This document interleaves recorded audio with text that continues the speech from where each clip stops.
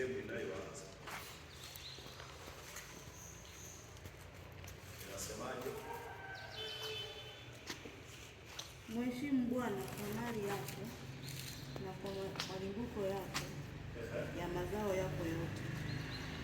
Mheshimu Bwana kwa mali yako na kwa malimbuko ya mazao yako yote.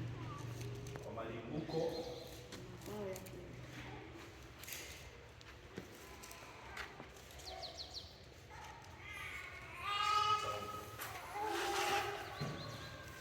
Nataka sasa tuanze kuangalia polepole. Tunapogusa swala la kuheshimu, hapo napo tunaweza kukawa na ukakasi mkubwa sana.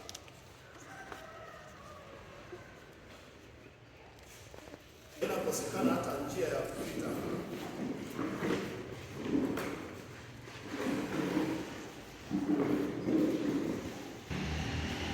Kumbe kuheshimu Bwana